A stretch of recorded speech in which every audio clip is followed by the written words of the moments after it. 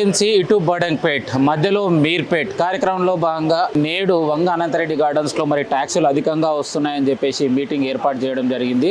So మేకల రవీందర్ రెడ్డి గారు colony వాసులందరినీ కూడా ఇక్కడికి ఇన్వైట్ చేసి మీటింగ్ ఏర్పాటు చేయడం జరిగింది. సో రైట్ అన్న, నమస్తే. నమస్తే. ఏం పేరే మీ పేరు? నా పేరు గంగాధర్రావు. ఎట్లున్నారు?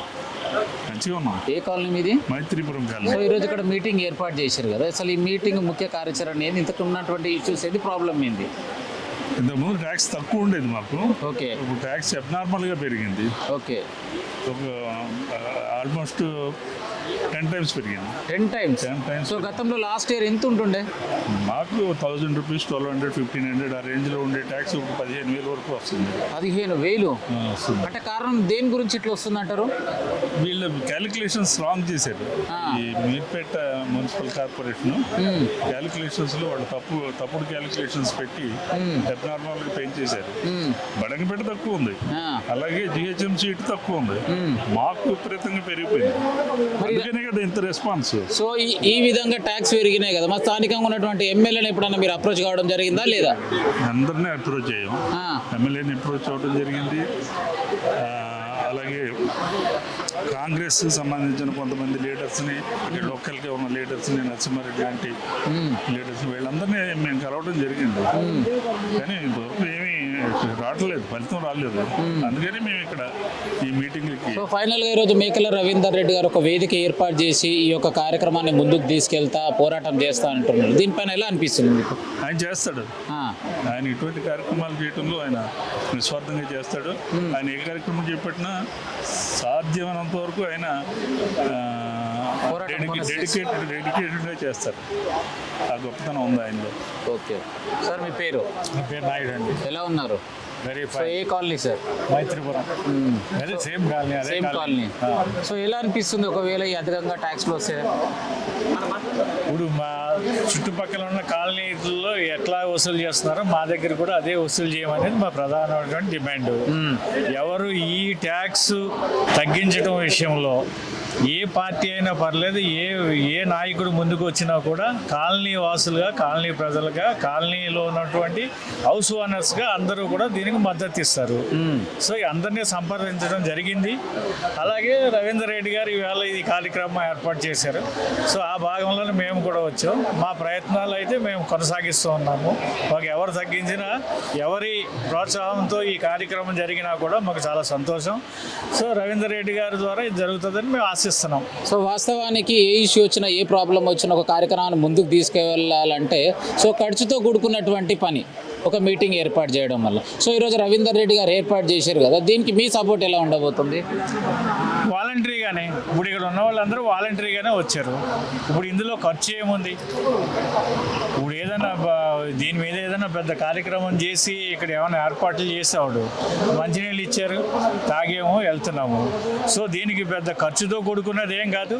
ఆయన పిలిపించారు, దానికి అనుగుణంగా మేము అందరం వచ్చాం.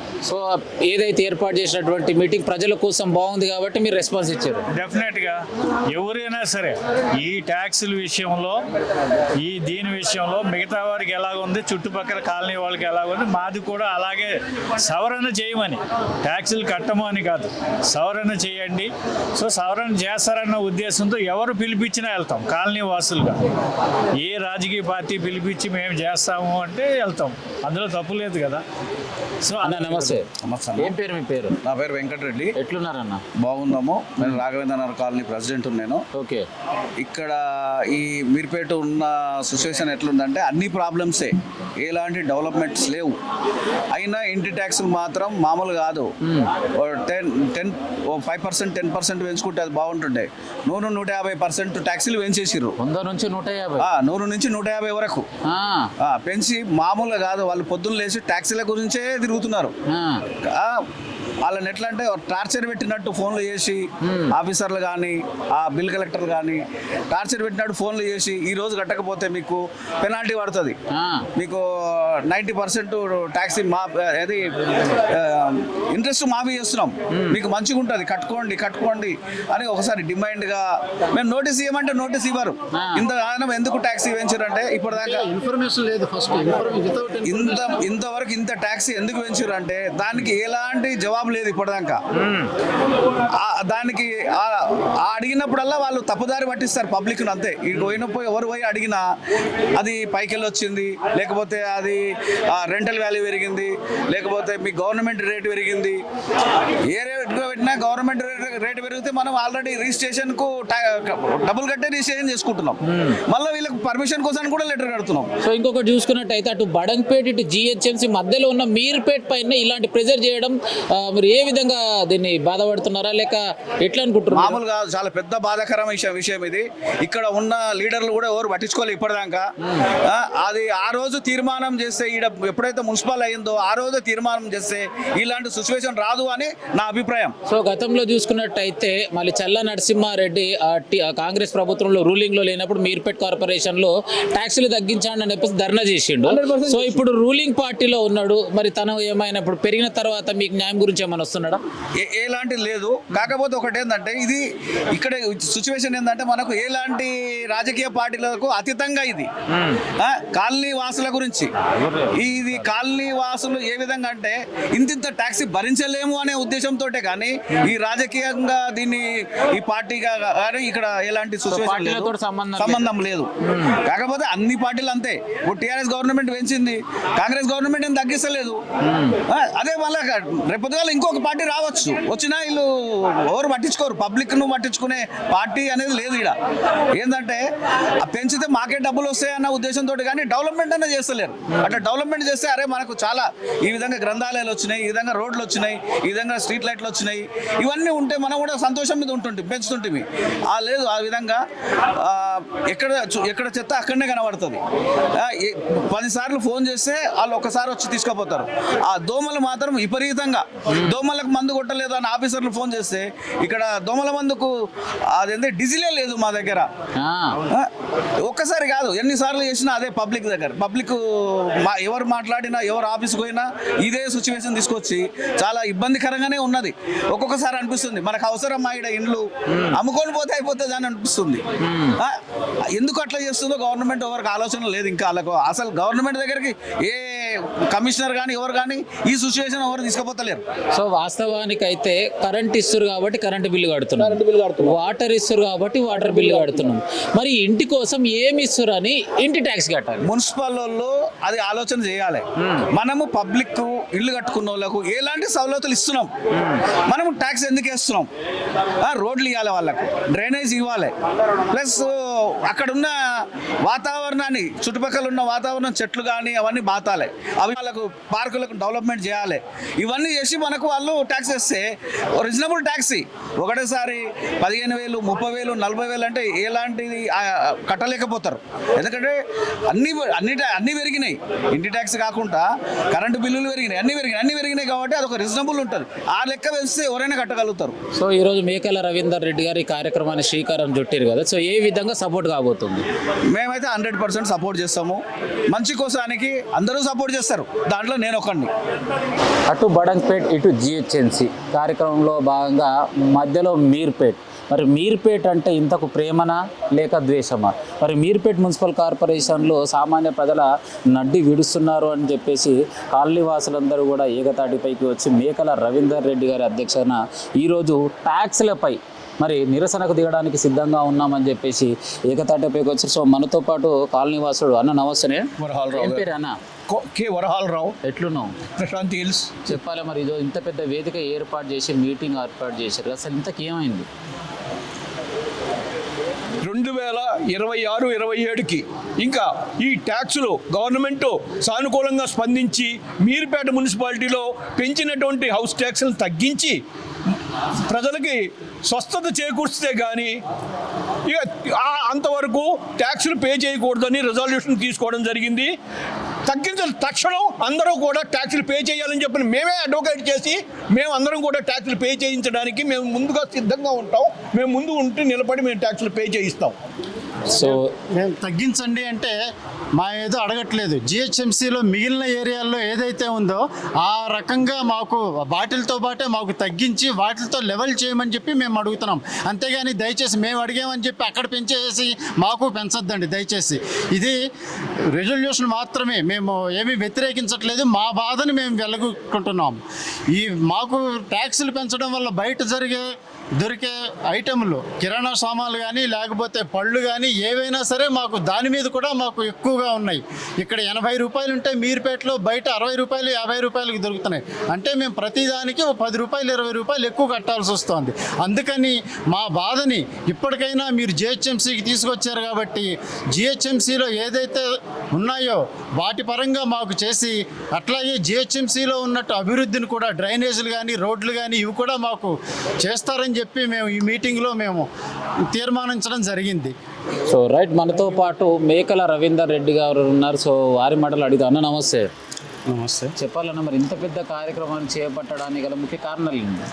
అంటే గత 3 సంవత్సరాల నుండి కూడా ఈ పెంచిన ఇంటి ట్యాక్స్లను తగ్గించాలని చెప్పి ఎంతోమంది, ఎన్నో కాలనీ అసోసియేషన్లు ఎంతోమంది విన్నవించుకున్నారు.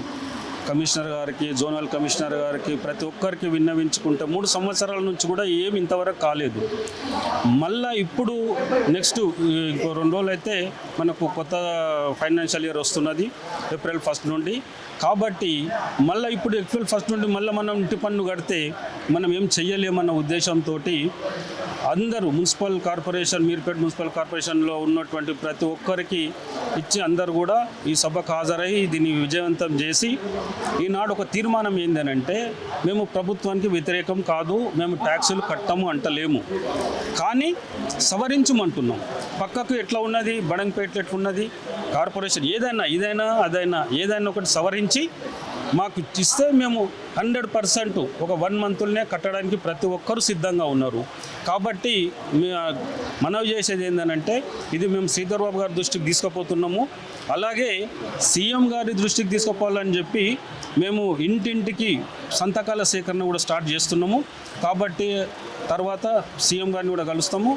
ఇప్పుడు ప్రస్తుతానికి మేము నేను కలవాలని చెప్పి మా ప్రోగ్రాము, నేను కలిసిన తర్వాత ఏమన్నది ఫర్దరు తెలియజేస్తాం. సో ఇంత పెద్ద కార్యక్రమానికి శ్రీకారం చుట్టూ మా స్థానికంగా ఉన్నటువంటి కాలనీ వాసుల యొక్క సహకారాలు ఏ విధంగా ఉన్నాయి? అందరూ సహకరించిండ్రు. కాకపోతే ఏమైందనంటే చాలామంది ఫెడప్ అయిపోయినరు. ఇన్ని రోజులు మేము పోయినాము వచ్చినాము, ఏమవుతుంది ఇది ఇంతనే అదంతనే అని చెప్పి కొంచెం నిరాశ ఉన్నది. కానీ దీన్ని వాళ్ళ నిరాశను కూడా తీసేసేసి వాళ్ళందరినీ కూడా కలుపుకొని మేము ముందుకు తీసుకుపోతా ఆ బాధ్యత నాది. సో గతంలో చూసుకున్నట్టయితే, సో ఏదైతే అపోజిషన్ పార్టీ ఉన్నటువంటి చల్ల నరసింహారెడ్డి గారు ట్యాక్స్ల పైన కూడా ధర్నాలు చేయడం జరిగింది. సో ఇప్పుడు రూలింగ్ పార్టీలో ఉన్నాడు, అయినా కూడా ఈ ట్యాక్స్లు ఇంతున్నా కూడా ఏ రోజు కూడా మాట ఇవ్వకపోవడం, సో ముందుకు రాకపోవడం. సో ఈ రోజు మీరు బీజేపీ పార్టీలో ఉన్నారు, సో ఎంతవరకు ఇది ముందుకు సాగే అవకాశం ఉందంటారు? నేను ఎవరి పేరు తీసుకోదలుచుకోలేదు. కాకపోతే కాంగ్రెస్ పార్టీ వాళ్ళు ధర్నా చేసిండ్రు, అప్పుడు బీఆర్ఎస్ వాళ్ళు పెంచిర్రని ధర్నా చేసిండ్రు. ఆ ధర్నా చేసిన తర్వాత ఇప్పుడు సుమారు 2 సంవత్సరాలు దాటిపోయింది గవర్నమెంట్ వచ్చి, అయినా వాళ్ళు తగ్గించలేదు.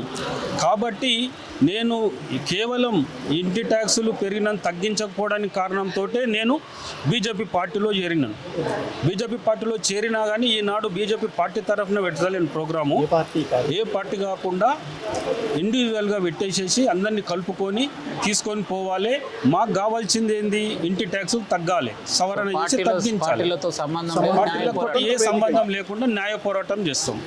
ఇన్ కేసు అప్పుడు గిన్న కాకపోతే అప్పుడు ఏమన్నా పార్టీ సపోర్ట్ తీసుకోవాలనుకుంటే తీసుకుంటాం. ఇది నాకు తెలిసి మీడియా ద్వారా కానీ ఇలా తెలిసి దయచేసి గవర్నమెంట్ మా బాధను అర్థం చేసుకుని మేము వాళ్ళ దగ్గరికి వెళ్లకుండా మా మీద మంచి మనసు చేసుకుని తగ్గిస్తారని, ఏదైతే జిహెచ్ఎంసీ బయట ఉందో అదే రకంగా మాకు కూడా తగ్గించి ట్యాక్సులు వేస్తారని మా ఆశ. ఇది జరుగుతుందని మేము నమ్ముతున్నాం. దయచేసి గవర్నమెంట్ మమ్మల్ని అర్థం చేసుకుని చేయాలని చెప్పి మా మనవి. ధన్యవాదాలు. మీ ఎస్ఎల్కే శ్రీనివాస్. గవర్నమెంట్కు ట్యాక్స్ కట్టడంలో విరుద్ధం కాదు, మేము ట్యాక్స్ కట్టము అంటలేము, కాకపోతే సవరించమంటున్నాం. పక్కకి ఎట్లుంది, జిహెచ్ఎంసీల ప్రకారమా లేకపోతే బడంగపేట మున్సిపల్ ప్రకారమా, దేని ప్రకారమైన తోటి వాళ్ళకి ఎట్లుంటే మాకు అట్లా కడతాం. మేము కట్టము అంటలేము. మేము అప్పుడు మాకు 3000 ఇచ్చి మేము 3000 కడతాం అంటలేము. వాళ్ళకి ఎంత పెంచిండ్రు ఆ ప్రకారం మేము కడతాం. కాబట్టి మేము దీనికి వ్యతిరేకం కాదు, మేము కట్టము అనడం ఏంటంటే సవరించమంటున్నాం. సవరిస్తే మేము ఇమ్మీడియట్గా 1 మంత్ లోపల అందరం కట్టేస్తాం, కట్టమని లేదు. కాబట్టి మేము కూడా ఇప్పుడు ఏంటంటే ఇవాళ చేసిన తీర్మానం